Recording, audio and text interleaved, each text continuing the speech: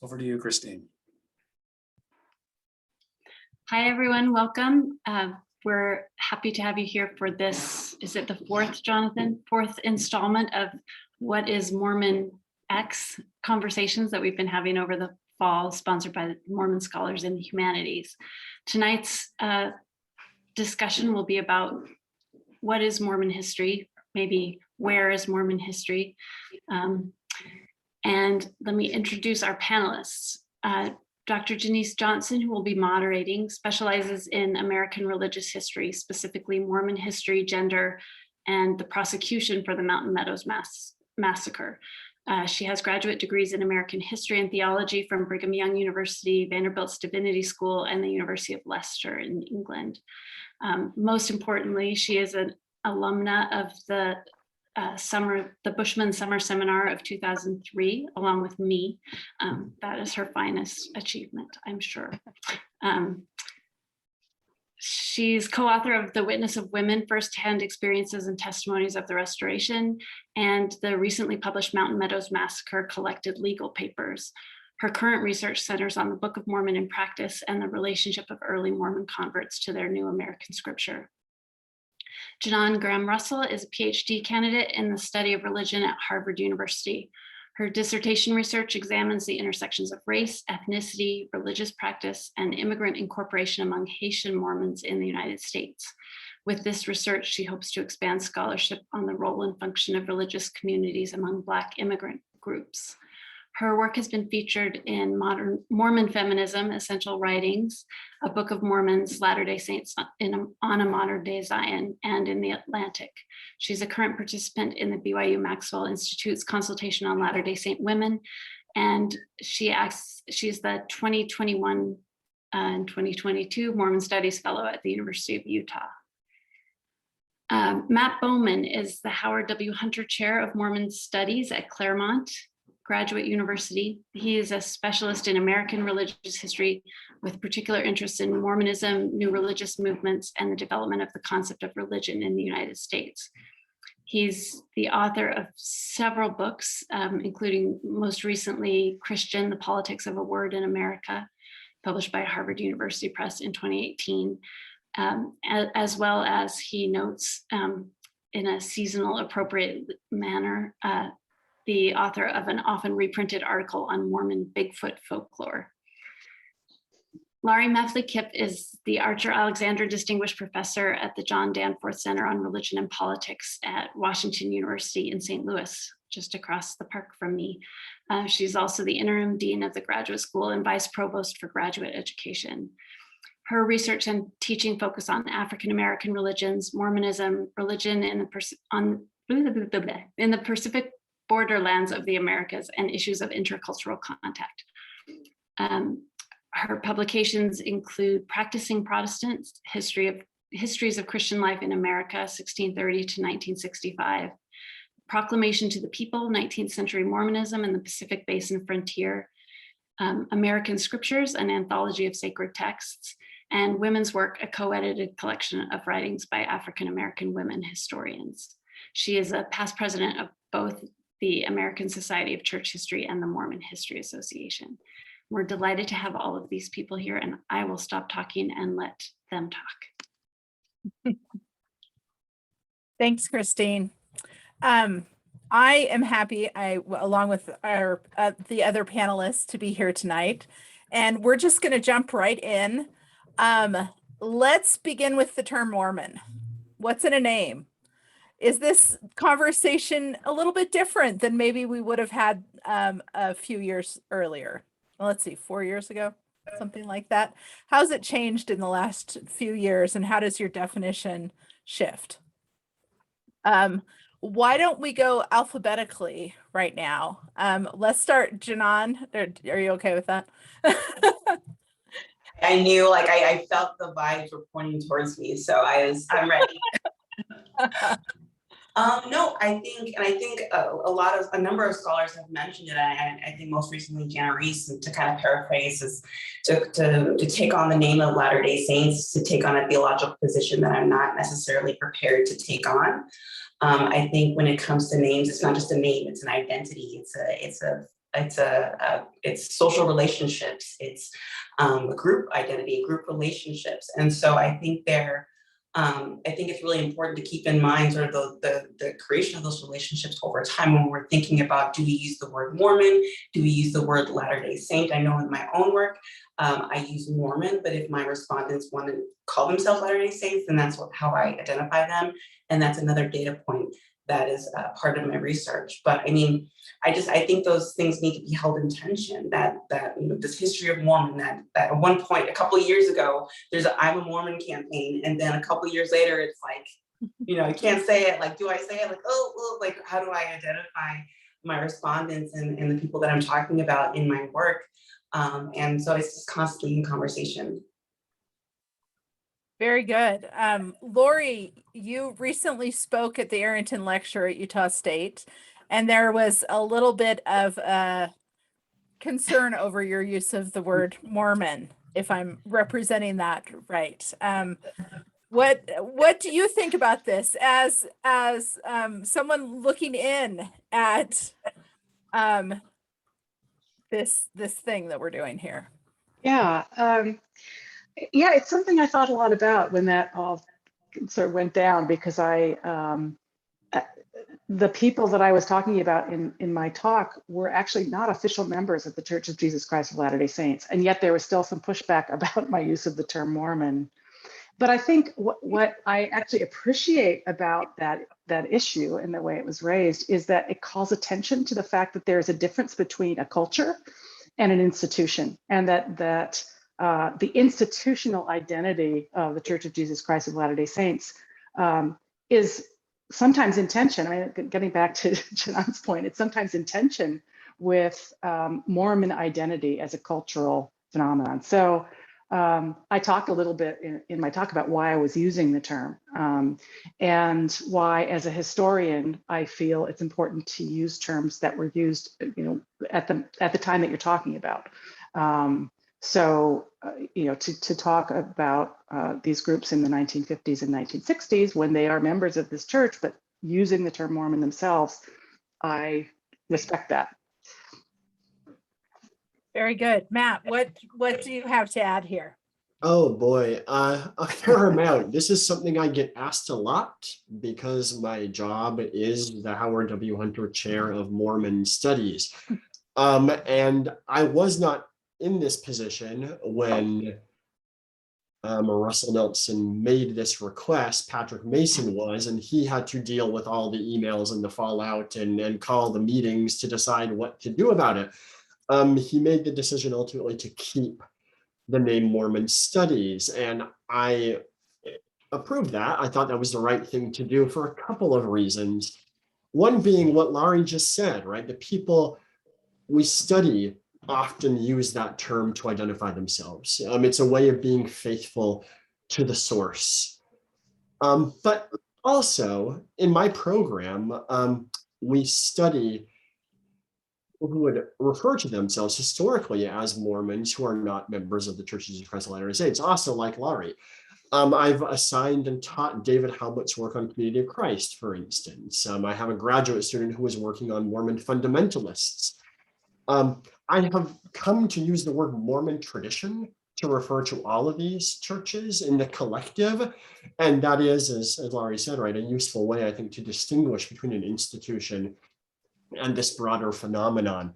But both of those reasons, I think, indicate a really interesting question, I think. It's easy to say, right, that the academic discipline of Mormon studies deals with more than the Church of Jesus Christ of Latter-day Saints in simply a denominational or institutional sense, but also, and I think this is actually why I appreciate this conversation and why I'm glad that Russell Nelson did this. It's because it makes us think about what we're doing and what we're studying. And in a sense, that's what the whole discipline of religious studies is all about, right? Trying to wrap our arms around this human phenomenon. I was just reading recently Brenda Weber's good book on gender and sexuality and media about the Mormons. And this made me think, right, when we study the HBO show Big Love, what is it that we're studying? It's not the Church of Jesus Christ of Latter-day Saints. And Mormon, I think, is a fair designation for what that broader thing might be. And I'm glad that we are now kind of grappling towards identifying what this field actually is, and that this conversation has prompted us to do that. We haven't done much defining of terms in Mormon studies, and I think we're being forced to now.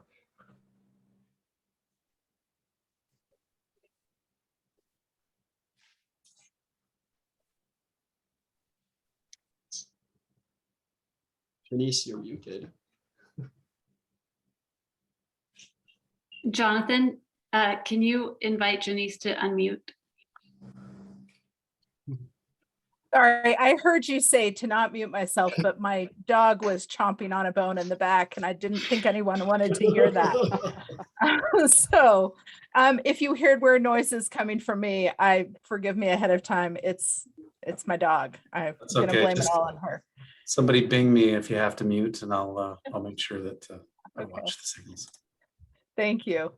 I really like that, Matt. I'm finishing up my book manuscript on the prosecution for Mountain Meadows, and I have made a decision to use Latter-day Saint when I'm actually talking about what the Mormons did, what the Latter-day Saints did, and use Mormon when I'm talking about the perception. And but it is very difficult to keep that consistent, and but the fact that it forces us to think those things through and to think about what's accurate. I was writing an essay that was ultimately published in a Deseret book publication, and I have that I'm a Mormon girl in I was the Mormon girl in my high school, and they switched it to Latter-day Saint. And I'm like, no, this is wrong. This is not the historically accurate term. But the fact that this is, asking us to wrestle with it. And I hope that in the future, we can see more wrestling and less bludgeoning with it. I think that would be, useful. Now, as we talk about how we're defining Mormon, how do you think about the difference between Mormon studies and Mormon history? Let's start with Matt in this instance. Matt, you have a degree in American history, a PhD in American history. You now have an endowed chair of Mormon studies. How do you see this difference, or where do you draw the line, or how do you arrange these topics? Well, in a sense, right, this is the same debate or conversation, maybe is a better word, that a lot of these subfields have, and particularly the studies subfields, right, Jewish studies, Catholic studies, so on and so on. And much like, I think, maybe the history of Protestantism in the United States, I think that for a long time, much of Mormon history was shaped a lot like what's been traditionally called church history in the United States. That is, history that was very concerned with the status of a singular institution, be that institution the Roman Catholic Church or Methodism or Presbyterianism or so on and so forth. There is a Presbyterian Historical Society in the United States, just as there is a Mormon History Association. And for a long time, I think a lot of that history, especially within Mormonism, was very concerned and invested in the status of the institution in one way or another. This is largely maybe because the people who wrote it tended to be affiliated with the institution in one way or another, either members or ex-members, right? The spectrum from Fawn Brody to Leonard Arrington. This sort of history often was very worried about insider questions about like whether or not Joseph Smith was trustworthy or something like that, which might not be as interesting a question to someone who is interested in religion in the United States more broadly. And I think then thinking of this in terms of studies and kind of trying to transition this to studies does a couple of things. As I mentioned, right, it forces us to define our terms, to think about what Mormonism is. in terms of an institution, in terms of a culture, and to make then people who write about it define that in advance. If we write about like literature or political science or something like that, is there a Mormon literature? Is there a Mormon political science? What relationship do these things have to the institution or any institution, right? Be it Community of Christ, the Church of Jesus Christ of Latter-day Saints, or so on or so forth. But second, it also helps us pivot away from writing about Mormonism for the sake of Mormonism. That is, writing about Mormonism as a subject than as an example of other things. It makes us think about what it might be to write about Mormonism for someone who doesn't care much about Mormonism. Well, Mormonism, right? To say what will Mormonism say about political science or religion or something like that. I realize as I'm talking that I'm presenting this as kind of in sort of a Whiggish way, like here is this evolution of scholarship in the United States from one thing to another thing, and I don't necessarily want to imply that. I think these ways of doing scholarship must coexist. They do coexist now, and they'll continue to coexist. The question is, I think, to think about what that relationship is, and how all of these different ways of thinking about this Mormon tradition can coexist in one subfield and in a certain society together. Cool. Yeah, I like that. Janan, remind us what program you are in, and how do you see this distinction between Mormon studies and Mormon history, and where do you fit in this spectrum?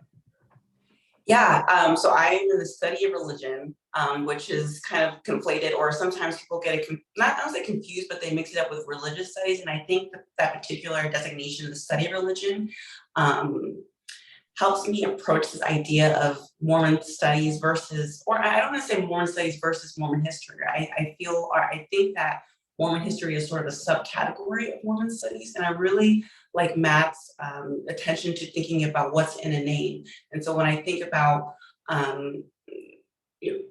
particularly Mormon history, thinking about sort of knowledge bases. So who are the sources? What are the institutions? What institutions are being highlighted in sort of the studies versus in Mormon studies, where the epistemological base may be a little bit different. And so again, I don't necessarily see them as being opposed to one another, but really in conversation. Very, very good. Here we are at Mormon Scholars in the Humanities, and history itself doesn't always, sometimes is in with the social sciences in university colleges. Sometimes it is with the humanities. Laurie, what does this tell us about how we're approaching this thing that we may call Mormon studies, or that we may call history? How do these classifications change how we think about it?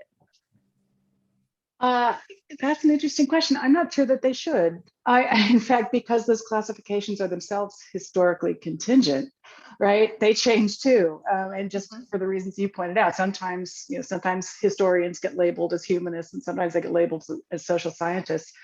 I tend to agree with the answers that both Matt and Janan have already given about the value of sort of fluid boundaries.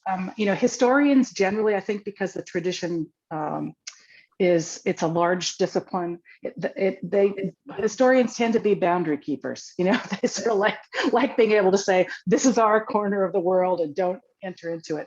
But the value for me of religious studies is that it's much more interdisciplinary, and it can range across anthropology or ethnography or music, art, literature. That said, I guess I think the conversation is really important, again, for all the reasons that Matt stated, that to keep sort of critically examining what it is we're doing and recognizing that those labels themselves are historically bound and change over time. So the study of Mormon history has changed dramatically in the last 20 years, I think, when, now there are people like me or like others who are not affiliated with the church, who are bringing, I hope, different kinds of perspectives to the subject. And, for some people that might not be seen as appropriate for Mormon history. I get it, but I think, again, to recognize that those boundaries change over time is useful. And I don't know, I'm a big tent kind of person. So I like to be able to draw from a lot of different places to understand something. Although, as a historian, I also want to be able to recognize that historians look at how and why things change. That's sort of the basic question we're always asking. And so it's an important question to keep in the mix. Very good. I think that, remind me, Laurie, if this was you, but I think you and I were in the book area at a Mormon History Association conference in Salt Lake City. Maybe the last time I guess not the very last time, but before this last one. Sometime. Yeah, sometime in the last few years. And we were looking at books, and an older gentleman who is now deceased, may he rest in peace, commented that all the good historians are dead. Oh yeah, that's a nice thing for him to say. Yeah. And I think that particularly within the organization, the Mormon History Organization, there are definitely some growing pains. I suspect that if we asked perhaps an older subset of scholars, that we might get very different answers here, and we might have people who wanted to hold on a little tighter to certain labels. But what is that generational difference, particularly if we're talking to people who aren't academics, or this is not their field particularly? What is there in that all the good historians are dead? What kind of change is that commenting on? That's a great question. I have I've had the experience now of working with two professional societies, both of which had this sort of transition happen. The American Society of Church History, which has gone from being, as Matt was saying, more denominationally focused, more focused on people who sort of are not faith promoting in the sense that Mormons talk about faith promotion, but certainly who had some vested interest in the tradition. Or their traditions of sorts. Moving from that to sort of a situation with younger people who had broader interests, or who had, sort of wanted to bring in disciplinary innovations, and were seen as somehow diluting the purity of whatever the subject was. So I think some ways it's a generational, maybe this is what the historian would say. We've seen this before, it's happening again.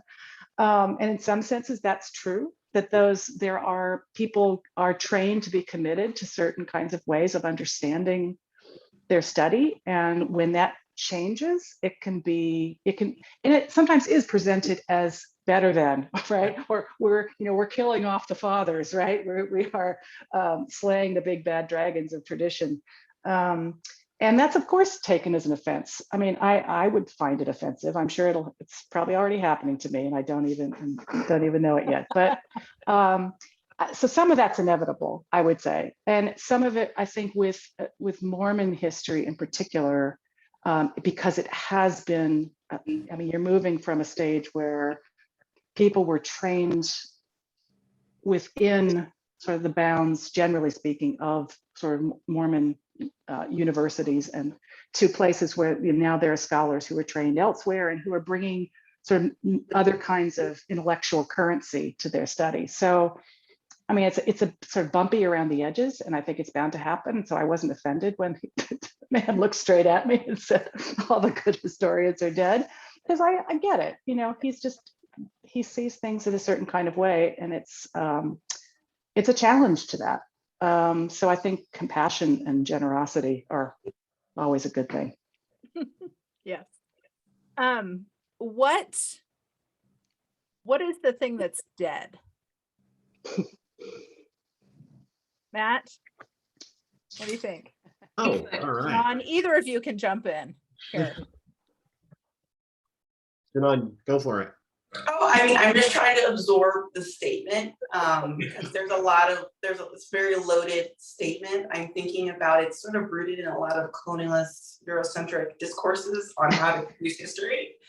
I think about Michel Trio's sort of silencing the past and how history, the production of history, what archives have been shown, what archives have been ignored, what do we consider to be archives? And so I really appreciate Laurie's answering and sort of thinking about it's not necessarily, I mean, there are certain paradigms that still exist, but I think that there are knowledge bases and source bases that are being opened up, and considerations of I would say otherwise possibilities and otherwise narratives that have never been considered in the past. And so I wouldn't necessarily agree with that statement that good historians are dead. I think that those paradigms that held up so-called good historians are dying. And so if we were to talk about it, it's still very much a living thing. If we're talking about it in present tense versus past tense, how does that help shape discourses on how we approach history and ethnography? That's great. Matt? Yeah, I don't know that I have a ton to add, but I think that's right. You know, I think that, well, a couple of things are, I think, implicit in that statement. One is certainly a sense for what is interesting about this topic. What is important? Why do we study the Mormon past, the Mormon present? I think there has certainly, since the 70s and 80s, since the rise of the New Mormon history, the answers to that question have shifted. Many of these, of the people of that generation were interested primarily in the history of the American West, and grounded their work in that kind of way of thinking. That's not necessarily true anymore. But also, I think that there's something happening right with many younger historians who are trained in new ways of organizing and thinking about what knowledge is and how knowledge is produced, that don't quite mesh with much of how the New Mormon history was written or thought about or even conceived as a possibility. The questions, I think, that felt very urgent in the 70s and 80s may feel less urgent to people who are getting advanced degrees in the 2010s. And even the notion, right, that people who are getting advanced degrees are asking those questions is another divide, right? Because a lot of the New Mormon history was done by people without PhDs and without that sort of training in these disciplines, right? So there's a number of chasms here, but I certainly think that both Laurie and Janan are right? That it's less maybe about a history being dead than it is about new ways of getting at what matters about Mormonism are emerging, and perhaps it feels like those are being crowded out. And as I said before, right, I think it is probably a fallacy to think of this as a life cycle, that for one to live, the other must die, right? I don't think that is the case. I think these are all good ways of approaching the past. And our task now is to think about holding kind of multiple epistemologies at once in our heads. How I like that. How would you think, what would be the difference for your Christian book were it written 40 years earlier? Because I mean, part of my question is, will we still have narratives, grand sweeping narratives of history? Is that part of what's going away, that we're so narrowly focused, or what? Yeah, I mean, I think we're definitely at a point now where the grand narrative is multiple narratives, right? And the sort of like liberal consensus history of the 50s and 60s would argue that, you know, everyone in America thinks basically the same way about everything is more or less gone. And you know, being of my generation, right, I would say, and rightly so. Right. I think if that book were written, I mean, boy, there are uh, you know, a major character in that book is Septima Clark. A major character in that book is Philip Randolph. A major character in that book is Sun Moon and the Unification Church. Right, there are a lot of figures in that book that, if it were written in the 1960s, would not be there, and people like, oh gosh, I don't know. You know, people like Reinhold Niebuhr would be much more prominent in that book if it were written in the 60s than he actually is. And that's true, I think, also in this subfield, right, of Mormon studies. I think we are, you know, one of the shifts we have seen, I think, is a decrease of interest in the activities of the institutional hierarchy, and an increase of interest in lived religion and religion from the ground, and the multiple ways in which people who were not appearing in official church publications thought about what Mormonism was. Very, very good. Now, I want each of you to tell us a little bit about what you're working on right now, but also to think about how these categories, or what how you approach your work right now. So Matt talked a little bit about a previous project of his, but how these discussions and thinking about these categories influences what you're working on right now. How is this like? What similarity is there with something that's been done before, and how is it different? Janan, what will you start? Yeah, no, and I love this question. I do enjoy talking about my work. I'm trying to figure out ways to shorten it, like sort of the, you know, the snack size way to explain what I'm doing, because there's so many. The elevator pitch. Yes, exactly. So I mean, I'm building off of work that has been done on race, class, immigration, ethnicity. There have been quite a number of I would say academic pieces that have talked about Black Mormons, Black Latter-day Saints, and I'm still very interested in that work. If you know, on the Harvard website, it talks about, so my Mormon studies is as a subcategory, but my main focus is African American and Caribbean religions and spiritualities, with a research focus on Mormonism, and I frame it in that context because I think oftentimes when there are conversations about Black Mormons, it's sort of isolated to Mormonism, where a lot of Black Mormons, Black members who are coming to the church, they're coming from Methodism, they're coming from the A&E Church, they're coming from the Church of Christ, they're coming from like these different backgrounds.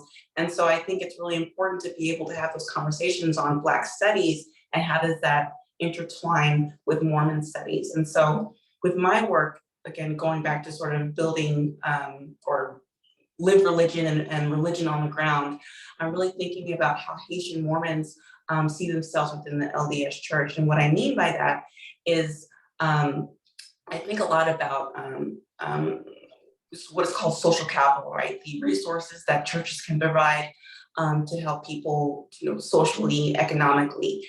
And in the context of Haitian Mormons, what I'm thinking about is,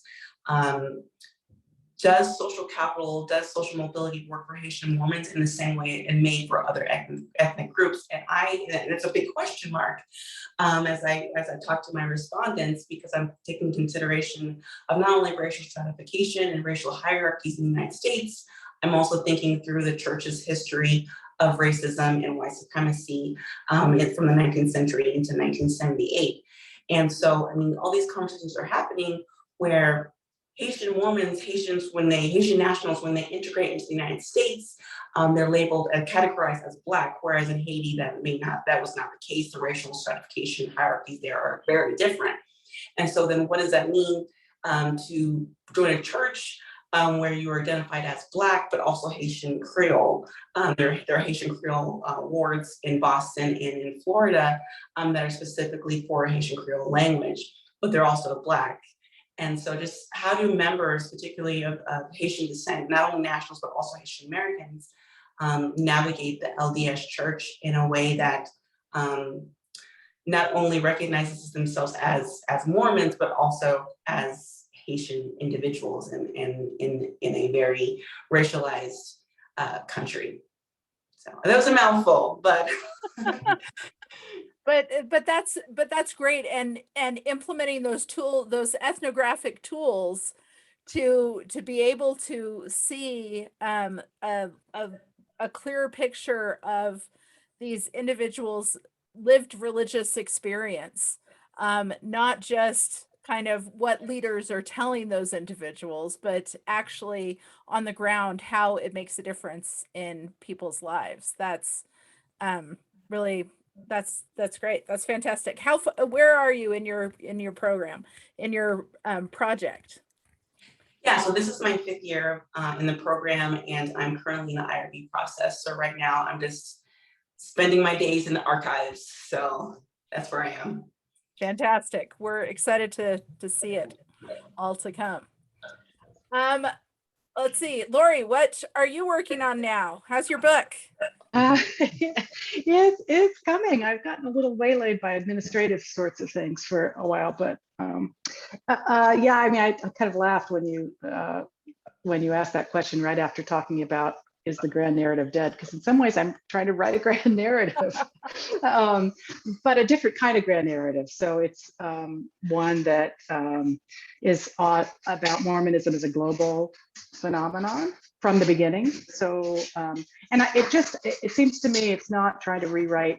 I mean, lots of people have written histories of Mormonism, and Matt being among them has written a wonderful book. So, but it's more a way of saying, if we really take sort of this issue of globalism seriously throughout the history of the tradition, what does that look like? If we don't sort of accept the fact that this is an American religion that somehow grows and grows and grows in America, and then after World War II spreads around the world, but rather tries to see sort of the immigration patterns in the 19th century, the fact that Utah is, heavily not native born American. It's actually groups of immigrants, and it's the immigration from Scandinavian England that really saves the church in the 1850s and 60s. And just to think a little bit more about what that means, and what that means for, like Janan, I'm interested in sort of lived religious experience on the ground for ordinary believers, what that looks like. So it's both a way of being more global and being less focused on sort of the great man theory of traditions. So not just from prophet to prophet to prophet, right? But really to look at sort of Mormon experiences, broadly speaking. So the last part of the book does take, and the only way to do something like that is to take soundings at various places. And so there are soundings from sites around the world that allow to sort of surface the kinds of questions that are rising or have arisen in different cultures. And that's why I can't wait for Janan's work to come out so I can see what's going on in Haiti. But so one of my chapters is on West Africa. So it raises questions around race, but it's not so much focused on the domestic sort of racial situation in the US, which I think a lot of ways of talking about Mormonism at the time really focus primarily on the relationship between the missionary experience in West Africa and what's going on domestically back in the States, but rather to focus on Nigerians and Ghanaians themselves in terms of how they were interpreting and understanding and living out this tradition. So yeah, it's sort of a way to try to get some different perspectives on that history and put it together in something that I hope adds up to, I don't know if it'll be grand, but it'll be sprawling. That's great. Maybe, and I'm going to ask you this right now, but maybe the other two can also think about one concrete example of how your approach is different in terms of maybe one person's story or one example that perhaps wouldn't make it into an old school grand narrative of white dudes? Ah, boy. Yeah, I have a lot of examples of those, because I do try to focus a lot on women's experiences and sort of ordinary folks. One example, oh gosh. I look at the situation, this is a sort of more politically charged and contemporary situation of the temple view in New Zealand, and the ways in which there's a sort of a church school in New Zealand where Maori Mormons lived and felt their identities as Maori and as Mormon were very much tied up in their community around this church school. And several years back, the real estate division in Salt Lake went down and said, this is a little ugly. We want to beautify things around the temple. So we're going to clear out all these houses out because they're not retrofitted for earthquakes anyway. And make this we're going to put in golf courses and community centers and houses. And this was not met with, shall we say, universal acclaim by Mormons. And in fact, it really has split the Maori Mormon community in some ways. It's a very poignant story between people who just see they are Mormon, but they are Maori too. And they don't want to lose the sense of community that they've built up there. And they're being priced out of these homes because the church, for other good reasons, has its own ideas about what constitutes a beautiful setting for the temple. So yeah, there's some sad stories, I think, and it's not clear, there are no clear clear enemies in it, but I think it says something about the challenges of what it means to indigenize traditions in other parts of the world. Fantastic. That's yeah, it's going to be really interesting to see that laid out in full detail, and those tensions can, I think, really revealing a lot to us, hopefully enabling us to be introspective too. Mm-hmm. Janan, can you give us a specific example? Then we'll go to Matt. You can answer it all together. Yeah. What can I say? Yeah. what will the church allow, the LDS church allow me to say? Well, no, one thing that has been really interesting in doing archival work is I came across, it's pretty well researched and resourced, Alan Cherry's work with African Americans, those oral histories that exist at BYU. And one thing that I've noticed as I've gone through these records is the amount of people who identify themselves as being from Jamaica or Trinidad or from Caribbean countries, but they're all lumped in this African American vault. And that's going to be sort of one of the challenges, or one of the really exciting things about the work that I'm doing is that I sort of challenging these narratives, I think, unfortunately among a lot of historians to this point, not all, but sort of making those distinctions in terms of ethnicity and how those ethnic distinctions really shape sort of how people understand their relationship with the church, their understanding of intra-racial relationships. For example, the Swahili branch that's here in Salt Lake. There's a Genesis branch here in Utah as well. And are they making those connections? Just because you identify as Black or as identified as Black doesn't mean that there are any sort of kinship ties. And so I think that's one thing that's been really exciting about my work is being able to navigate sort of the ethnic differences and the histories that are attached to those ethnic differences and the cultural differences as well. Fantastic. That's really great.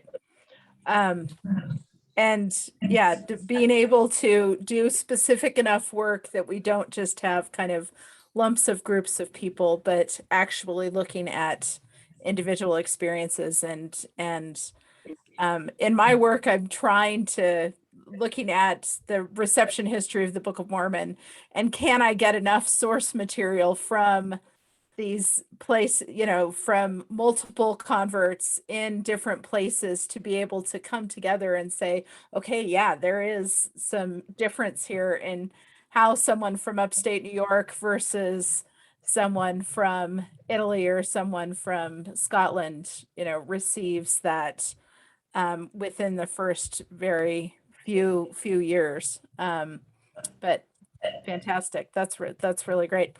Matt, what are you working on? Well, right now is something that's not about Mormons at all. But that maybe speaks to the conversation we're having here, right? I'm right now just finishing a book on UFOs and aliens. And because though it connects to some of the interests I have within Mormonism as well, which is what the boundaries are between religion. Is Bigfoot in it? And other things. Bigfoot is Okay, in it. Good. Just needed to make Actually, sure. Pops up in the last chapter.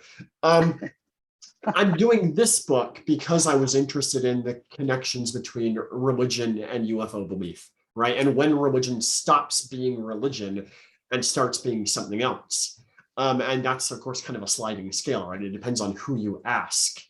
But it does, I think, set the stage for the next project I'm interested in doing, which is more about the Mormon tradition, and that is a study of Stephen Covey. Not a biography, I think, in part because I don't think I'll be able to get as many resources as I would need to write a biography, but I'm interested in Covey primarily as a kind of focal point for a lot of the reforms that happen in the church in the 60s and 70s that we call correlation, and how Mormonism, and this is really key, like many other conservative Protestant religions in the 20th century, begins to imagine itself in ways that encompass what Americans think of as business, right? And how church and business start to meld, while at the same time, there's still a lot of suspicion in the United States about business and church melding, right? And so I'm interested in Covey as someone who expands the boundaries, perhaps, of Mormonism, while simultaneously denying that he's doing it, which I think is very Mormon of him, right? He says over and over, these are universal principles. It's not Mormonism. I'm not talking about my faith. I'm just talking about the way the universe actually works, which, of course, comes from his Mormonism, I think, in many ways. So yeah, again, I think it's kind of still asking questions about boundaries and what makes religion religion and what we think of when we draw lines between religion and other things. Cool. Yeah, and the fact that you're not calling that you're focused on one individual, but it's not a biography, does demonstrate to us clearly that we've had shifts over time. When at one point Mormon history could be classified as just biographies of people. That's. I'm going to interject that Matt and I had this conversation recently where we were talking about the series that he's editing with the University of Illinois Press on Mormon thinkers, and we thought maybe we would get t-shirts printed that say it's not a biography. And we're very excited to read Kristine's Not a Biography, that if the University of Illinois ever gets any paper, that maybe we will see. That's great. Now I want to ask you to divine the future. If it's Halloween, if you have the new, maybe that doesn't need to be connected to Halloween. If you have a new gift of the Spirit that allows you to divine the future, how is Mormon history and its relationship to Mormon studies, how is that going to change in the next 20 years? Who wants to jump in first? I'll let you guys actually choose this time. What does the future look like? Are we moving in a linear progression? Because everything in history happens It progresses linearly, right? Linear, I can't even say the word, so clearly it doesn't work. Except it's not always progress. So the question, I'm just trying to wrap my head around the question, Janiece, because it's not just predicting the future, it's like predicting the future of the relationship between Mormon history and Mormon studies. Is that what you're asking? Well, either but the relationship or this larger world, if I'm just going to call this larger world Mormon studies, what do you see for the future? And maybe what is Mormon history's place in that? You can skip that last part if you don't like that. You're okay. It's okay. Just tell me some future. Prophesy a little bit. I'll go. I think part of it, if I were to throw the bones and try to read the bones on the ground, I think it's funny because it's probably like some of the hardest archives or records to access. There's probably more contemporary histories. I think people who are still here, but who have been entrenched in the Mormon Church for some time, and recognizing or thinking through how not only the institution's impact on their lives, but how they're interacting with the institution itself, alongside people in their congregation and greater communities. I'm also looking at interdisciplinary work as well. Laurie mentioned that earlier. I have a huge bias towards ethnography. I think it's fascinating. I think that's going to be able to tell us, we're talking about asking questions that's going to help shape the questions people are going to be asking about sort of trends or new pathways in Mormon history is looking at what people are doing now and are doing today, and socially, culturally, economically, politically, all of those things. I also see studies more in looking at white people. I know Paul Reed has this wonderful work on Religion of a Different Color, but it's, I think that there's more work to be done that specifically looks at not just necessarily white supremacy and racism, but looking really at the construction of white ethnic identity in and outside the church, and how those two things interact with one another. And I think the last, I had one answer, but then just keep going. So, you got me, you're gassing me up, guys. It's good. And I think I hope someone's taking notes. I know, I hope so too, because one of those things where I'm like, I should write this down somewhere. But we're recording it. We can take notes. Perfect. Yes, technology. That's another thing. Digital studies and Mormonism is another one. And I think lastly, I would probably really think about class. A lot of the work that I've been thinking through, it comes out on a Twitter thread, and I'm like, I should have said that, but maybe I'll take it back later. But I'm thinking through about class and how that impacts how people navigate the church organization. When you look at, I think it was Gary Stevenson, he got a lot of money recently. And so I've been thinking through, for people to reach those higher levels of the church, it's here and there we'll have people of color, of different ethnic backgrounds, different racial backgrounds, but there's more likelihood that it'll be more affluent, cisgender white men in those positions. And so what does that tell us about class in the church, not only at a higher level, but at the ground level? And so really circling back to this idea of lived religion and ethnographies. So that's my prediction. Wow. Fantastic. That gives us a whole universe of things to think about. That's great, Janan. I'll throw in, I agree with everything Janan said, but I'll throw into that mix also, I think, more attention to Mormonism economics and business. So that's why one of the reasons Matt's work on Stephen Covey excites me, because I think it's sort of getting into issues around not just the institutional church's relationship to economics, but sort of the way that sort of works out in all kinds of Mormon communities. I think the wild card in all this is the response of church leadership, right? I mean, we know that determines both what church members who are scholars feel like they can say and can write about, and can really shut things down. So I think that's I think the work will continue in all kind of more on the international church, more on women in the church, more on race and gender.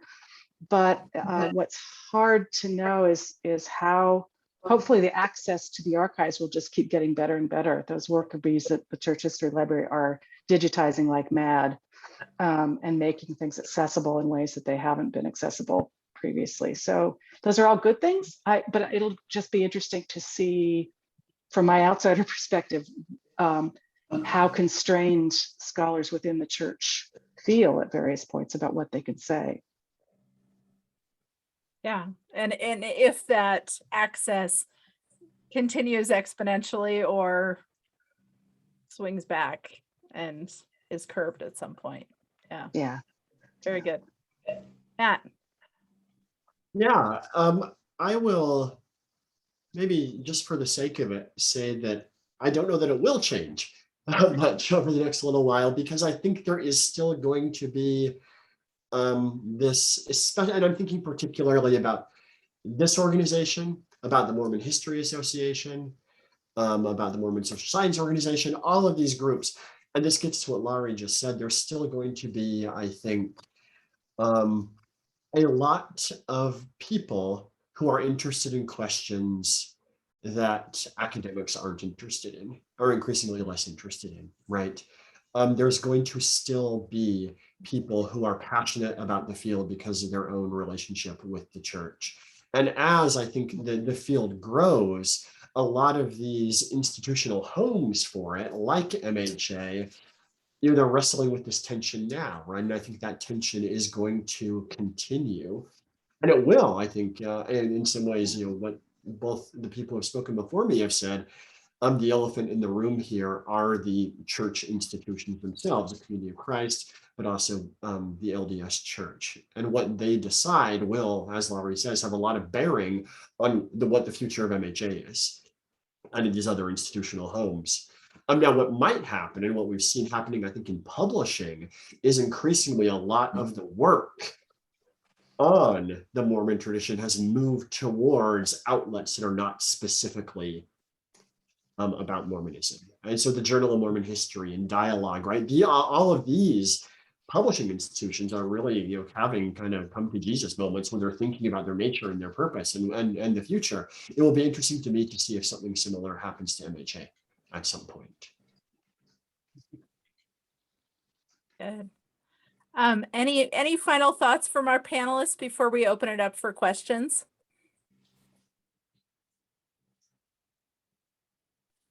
All right. Sorry, I'm moving around a lot here, but I'm just trying, my dog has been chasing me around the house, so I'm just trying to get her settled down. Well, mine was perhaps tearing something up in the background. I'm a little worried to see what's behind the door behind me, so we'll see. She is done with Zoom. So, well, let's jump in. I see a question from Jackson Washburn. So this is for any of you on the panel, so I'll let you guys jump in, decide who wants to comment on this. But what can you say regarding the relationship between the institutional LDS Church and the subfield of Mormon studies and/or Mormon history? Are we seeing the field increasingly move away from the kinds of oversight or influence espoused by church leaders in decades past? Some of this, of course, we've just been talking about. In which ways might the church's gravity of influence on the academic study of Mormonism be a benefit, a detriment, or something else towards advancing and developing the field further? How can scholars navigate the dynamics which exist between the production of scholarship and institutional power? That wasn't a big question at all, Jackson.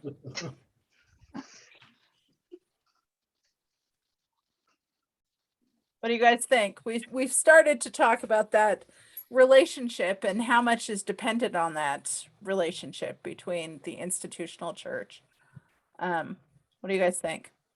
Well, let me just in case that question wasn't big enough, let me interject another question that I have in relation to that, which is that, Mormon history has forever been sort of what Mormon studies, it's been dominant, right? Mormon literature has much less institutional support.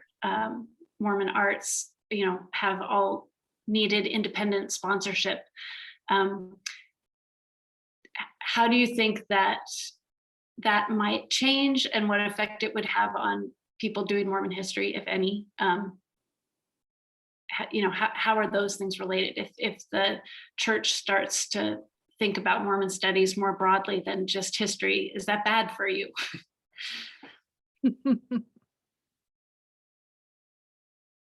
No, I think that's great. Because of course, they're not separated. And the separation is an institutional one too, within universities, right? That we have history departments and literature departments. But of course, historians, there are lots of historians who study the history of art or the history of music, or yeah, I think, again, I'm more the merrier kind of thinker that way, but I think the more discussions we can have across those lines, the richer the discussions will become. Getting back sort of to this issue of the dynamics between the production of scholarship and institutional power, it's a tough one, because and I have to say it affects me a lot less, I'm sure, than it affects church members, just because my salvation isn't on the line. It's already determined in other ways, but it's not on the line in terms of making sure that I don't cross certain kinds of boundaries. But I do think about it in terms of access to archives. So I do think, gee, what if I wrote something that, I already stepped in it, I guess, with the Arrington lecture, right?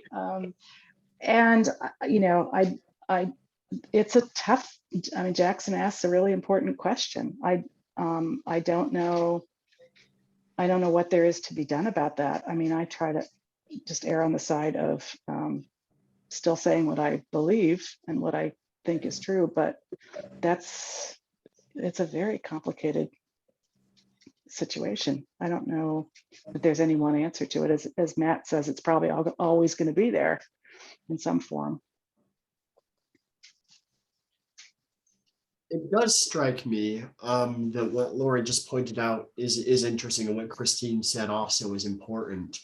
That I think much of this question, right, orbits around what scholars are and are not allowed to look at in church archives, right? But elevating that question to such a high level of importance in and of itself goes to something Janan said earlier, which is that it's privileging certain sort of sources, right? It's saying the really important sources are meetings of various committees that met in the 1970s and 80s. There are many more ways of examining what Mormonism is than looking at those minutes. It also, when Janiece was reading Jackson's question, I was just thinking about the book I referenced earlier, right? Which is Brenda Weber's book, which studies representation of Mormonism in television shows and media and stuff like that, right? What the church does or does not like, or what the church does or does not let her look at, has very little bearing on that sort of study, right? So in some ways, the church's decisions here, we might see them as a dead end or causing a dead end, but we also might see them as kind of forcing us to ask interesting different questions and look at different sorts of sources, and broaden the kind of work we do rather than narrow it. Do you think, though, Matt, I'm just curious, Matt, just to ask you a question, Matt, if you think, though, that there's still a pressure that's going to come from church members who feel constrained about what they can say, even if they can get to the sources, right? So Janan can get to her ethnography, but if depending on what she says about it, there's a lot at stake. There's a lot at stake personally in the kinds of scholarly decisions we make. Yeah, certainly. And that's another, and I think a very relevant question. And it is one I feel, right, because I occupy a chair that was funded by donations from church members, right? And thinking about that is, I hope that doesn't compromise my work, but there may be people who think that it does, right? I don't feel any pressure from them, but there's always kind of, this is the long kind of cultural production of capitalism, right? There are always this sort of implicit pressures at work there, right? But that is also true, I think, from anybody writing from any point of view. Now, that is not to say, right, well, then we shouldn't worry about this, right? It is something we should worry about, but it's something we should talk about straight on, ideally the same way scholars would talk about writing anything. And scholars from any point of view would talk about their work in any particular way. Yeah, except their temple recommend is not I don't have a temple recommend to get taken away. Sure, right? yeah. I mean, and that's the reality. particular pressures, right, that LDS scholars face, that other groups don't. But similarly, right, Catholic scholars have been excommunicated in the past for writing certain things as well. And that is a particular, I think, pressure point that scholars within the church would do well, I think, to acknowledge and write the work that they can as best they can from the perspective and position that they're writing from. Yeah.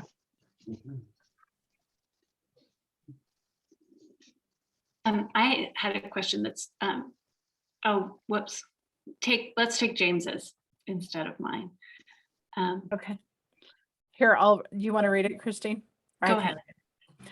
Each of the panelists cited, this is from James Egan. Each of the panelists cited positions of ecclesiastical leaders as something that will influence the shape of future historiography. Current events, though, seem to indicate that ecclesiastical leaders have perhaps less power to shape thinking and behavior than we sometimes assume. By an example, behavior and thinkings concerning pandemic precautions and vaccines and issues of sexual identity and ethics. Does this revelation, so to speak, have any bearing on our discussion about future historiography and institutional authority? Well, nice pun, James. I think that's an interesting question, but it's also a question that kind of presumes a value neutral church, which is not the case. All right. Yeah, I think it is evident that church leadership has a certain set of predilections that are somewhat familiar to all of us. And given that conservative members of the church don't like what church leaders are saying about vaccines, that does not necessarily presume that scholars who write stuff that general authorities think is incendiary will not have any bearing on their status in the church. I don't think that that's really analogous.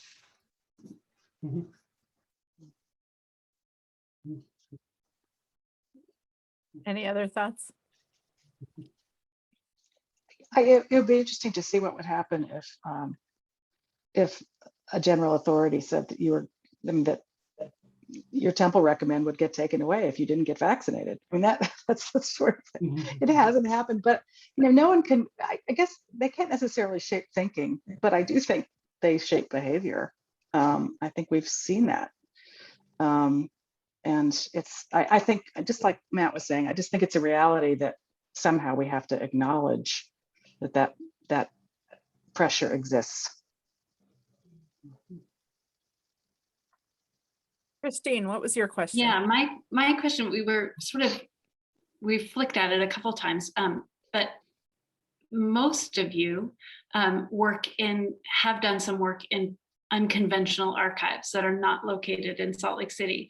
And I'm interested in both alternative kinds of archives, like the archive of elders who have memories that can be recorded and attended to, and archives in other places where people have not very often thought of doing Mormon studies.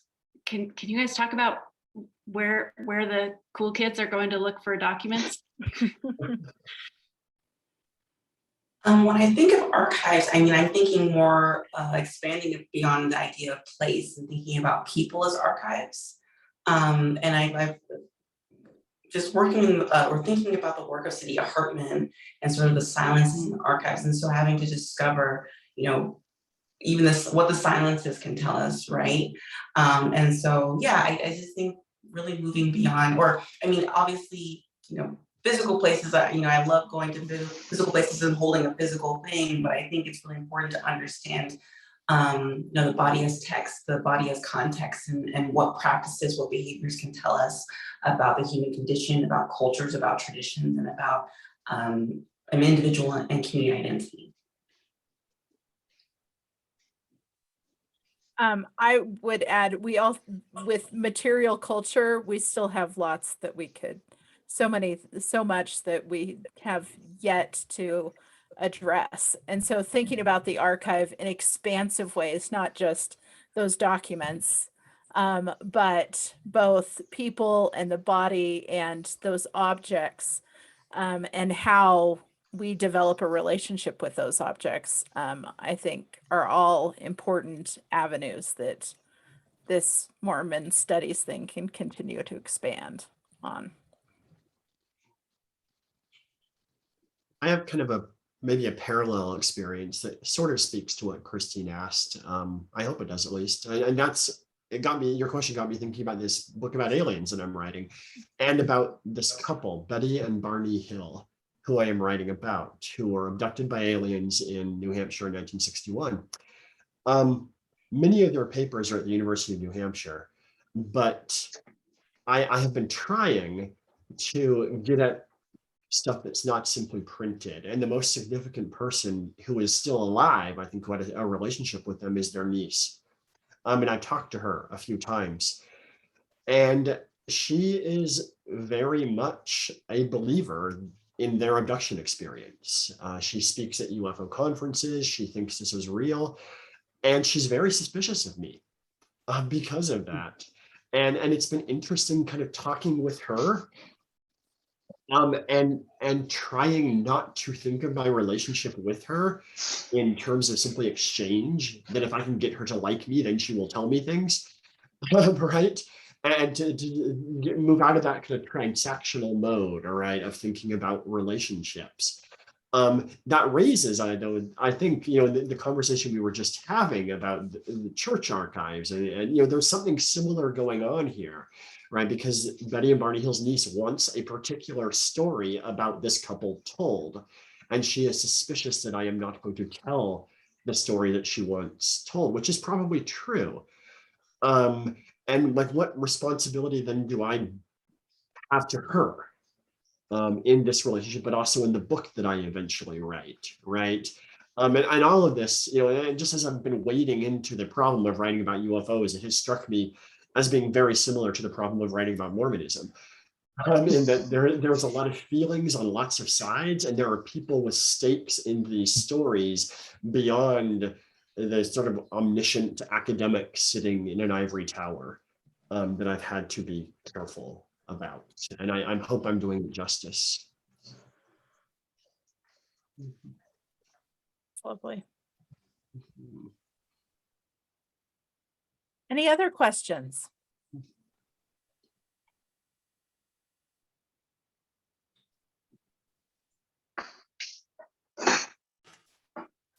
Shall we remove all constraints, Kristine, and see how we go? Sure, but it's almost Halloween. All right, so I've pressed the magic button. Everyone can now unmute themselves if they wish, but we asked. I think Justin had a question earlier. Yeah, did you retract your question, Justin? Well, it was kind of brought up in what other people said, but Janiece, I remember a conversation we had after a class you taught where I'd brought up, there were certain things that were being published, and, in previous decades, those ideas may have been perceived as incendiary or problematic to a person's membership. And you brought up this idea of waves, and that kind of goes with what Matt said about, or with what is said about the tension between what key holders or church officers may feel is the best narrative versus what others may deem in terms of what they perceive as transparency. There's always going to be it's not a spectrum, just like with politics, it's dimensional, the types of publications that we're going to have. But within this past decade or so, we've seen an explosion of materials, partly because of the Joseph Smith papers and because of access that the church leaders have given, pictures of the Seer Stone, Council of 50 records or minutes, journals of President George Buchanan, discourses, well, not discourses of Eliza Snow, but, we're having. Yes, there are discourses of Eliza Yeah. Snow. But we're seeing an increase in availability in records that we never saw even during the Camelot period. And that's not even to include things like what Paul Reeve has done with the U or through the U with the history of Black Mormons. And then what Janan has talked about with regards to interdisciplinary things or the histories of saints outside of the United States. This is an increasingly global church. And while a lot of the historiography is ethnocentric in that it's coming out of the United States and it focuses on certain narratives within the United States, the more multicultural the scholars are, the greater the expertise and interdisciplinary outlook in their publications. So those are just some thoughts that I have. Obviously I have a lot less expertise than you as panelists, but as someone who is very intrigued with historiography, as an ethnic minority, as someone with an international understanding of certain things about the church, yes, there may be certain tensions and there are certain directions from certain institutions in and out of the church, but it's not going to be so constrained, but rather positively explosive in terms of research and what we can learn from those things.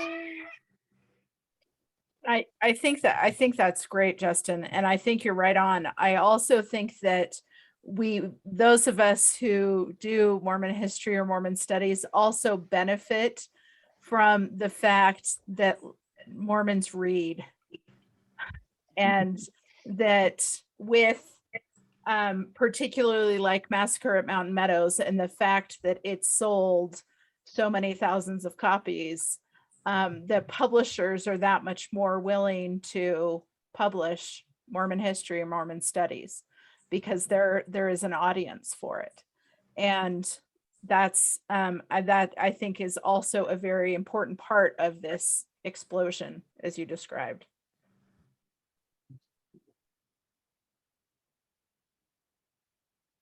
Well, I'll raise a concern if that's okay. No, we don't want any from you, Mark. Okay, yeah, right. Sorry. Other people should be raising concerns, not the guy that works for the church. Talk to us. So I'm not the guy who thinks all the good historians are dead.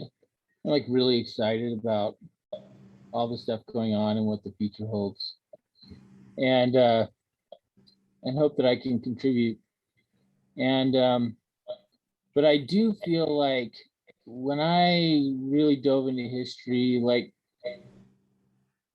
3 decades ago, that you could kind of get a grip on Mormon history, okay?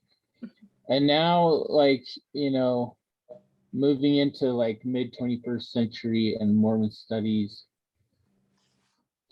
it seems like, and also I think this has a lot to do with the blogosphere, the blog vernacular, or whatever you want to call it. But there seems, to me, it seems like there's a real ungrounding from the historiography. And I know that that's like kind of inevitable in a way, because there's just, you can't have a grip on it like you could 3 decades ago. But at the same time, there's some real weaknesses sometimes from not being aware of stuff that's already been done. And the new Mormon historians had their blind spots, and also they like researched really hard and just did some fantastic stuff, So I guess, like I said, I'm excited for the future, but I also at the same time kind of want to like strike a cautionary note and like wonder like how can we how can we encourage young scholars to do their due diligence like the way we were trained back in the day? Did that sound totally curmudgeonly? I'm sorry, I'm getting older. Well, if it is curmudgeonly, you're not alone. I wrote a really cranky blog post probably 10 years ago now that said, you kids should read some books before you comment on blogs. So it's a right. understandable sentiment, Mark. Is it that I'm just trying to figure out what what the curmudgeonliness, like what the concern is? Is it that they're not reading the right things, or is it just part of the knowledge explosion? There's just so much out there that no one can read it all. Because I was just going to say, because the older generation, there was a lot of stuff they weren't reading either. Yeah, and so I think the knowledge explosion is part of it. I think that's a huge factor, and I know it is for me. You know, I can't keep up. Yeah. But I just see a lot of things that where, you know, it seems like some things should have been found, you know, and I'm not talking about like broad context. I'm talking about like there's 3 articles on this subject that you haven't read. That's a good reason to be curmudgeonly, I'd say. Yeah. Okay, well, thank you for that I think most of validation. us would agree with that. Affirmation. But what can we do? I don't know. How can we encourage? Well, I guess I wonder if it's being taught as much as it used to, like how to do that kind of stuff. Do we need a great books curriculum? Review of literature. Yeah. Well, I think it's also a question of access, right? And when you think about JSTOR and all of the larger sort of publications online, you have to have access to through an institution or pay.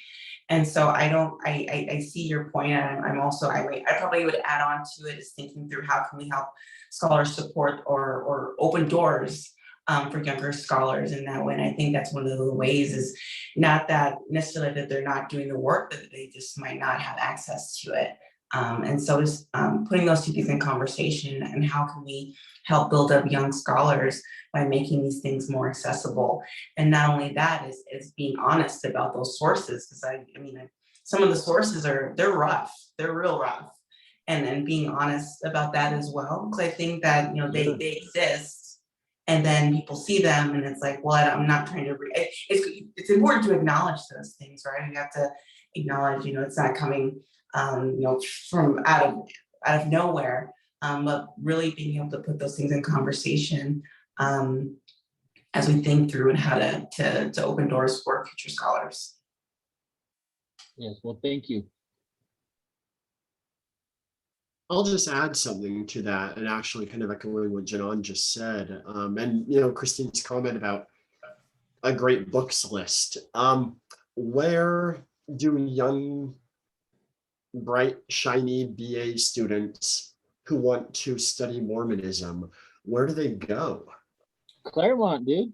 Yeah. and well, the thing is, right, I am bound by my contract to offer a class involving Mormonism every semester.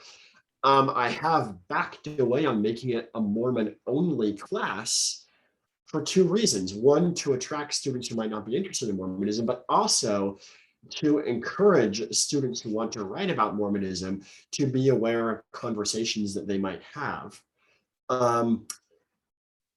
Now, if you have, right, a scholar or a young budding scholar who's at, say, Yale or something, ideally, these people will have the tools to master a historiography on their own, but often they don't have people.